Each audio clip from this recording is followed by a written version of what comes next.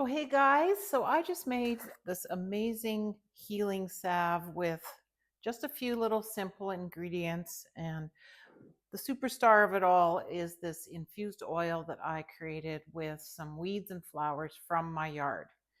So inside our community gardeners growing together, making infused oils with, weeds, herbs, flowers from our garden is something that we've been talking about a lot. And now we are using these infusions to make all sorts of great skincare products.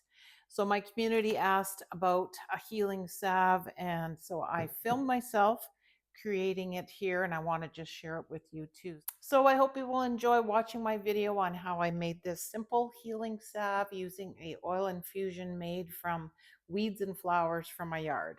This is actually a recipe that I have been making for several years. I had a special brand that I used to sell this salve under. It was called Coyote Salve. I'm on the Prairies in Saskatchewan, Canada, and this was just kind of a popular salve that I sold locally at trade shows and stuff like that. And this salve was super popular. I sold tons of it.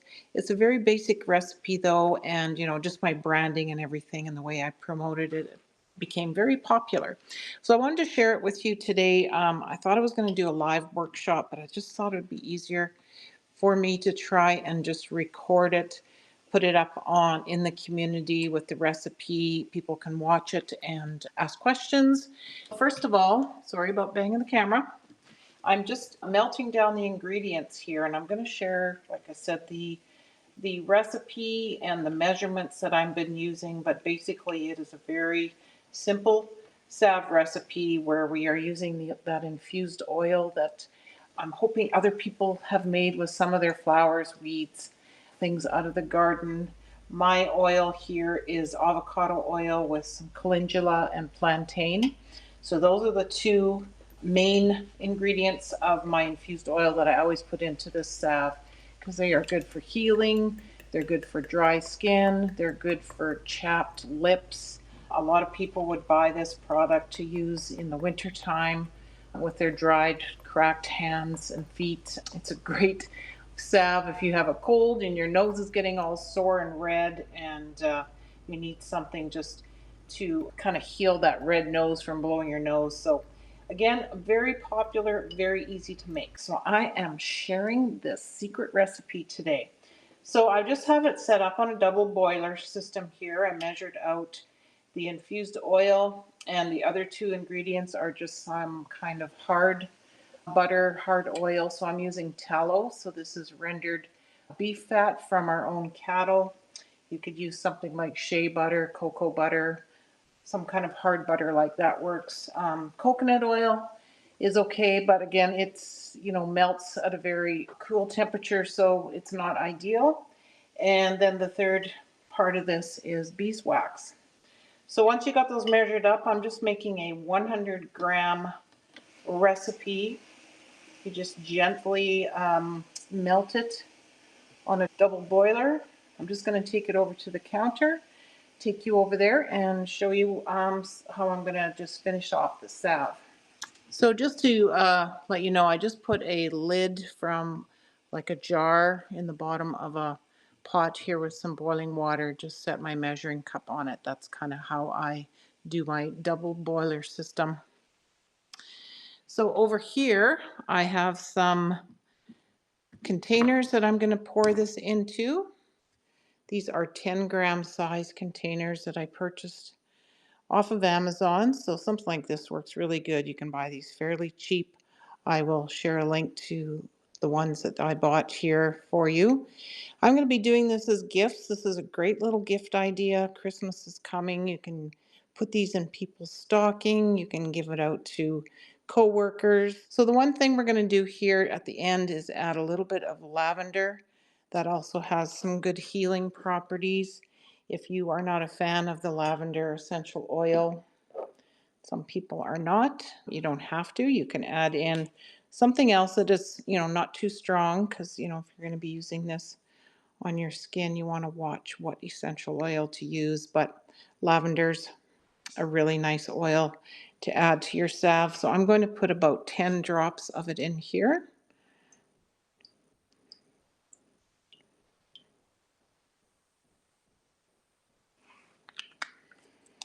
have some rubbing alcohol in a little spray bottle here. So I usually just spritz the lids and the containers just to give them a little bit of disinfection before adding in my oils here.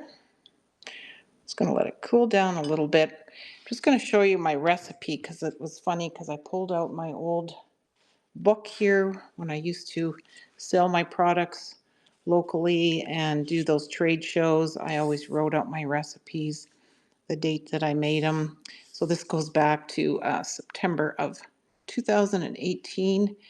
It's just a very basic measurement of 80% of the infused oil, 10% beeswax, 10% tallow, or some other hard oils. So based on how much you want to make, you just have to calculate out that 80%, 10%, 10%. So it's very simple. I'm making a 100-gram recipe. These little containers hold 10 grams. So that's going to work out good. Okay, so now I'm just going to try and pour these into these containers so you can see. And I'm just going to fill these up close to the top with that beeswax and the tallow. This will solidify nicely. And you have some really quick and easy gifts for friends, family, stocking stuffers. Something I do also with this blend is I can add a little bit of menthol. You can buy menthol crystals that can dissolve into here, so it gives that little bit of a vapor vibe. So like if you want to rub this on your chest, again under your nose if you have a cold, that's a really nice addition too. So sometimes I make a blend like that as well. Okay, so I have filled up 9 of these containers. I just let it sit here on the counter until it hardens. I can see it starting to solidify a little bit on the jar here, but like I said, this is a wonderful salve to rub into your cuticles. If you are a person who suffers from dry, cracked skin in the winter, like on your heels, this is wonderful for that. So there you go. I hope you enjoyed this quick video I made on easy salve recipe. If you want to see more of these kinds of things inside the community, just let me know. I hope you will leave a comment and give me some more suggestions of what you'd like to see.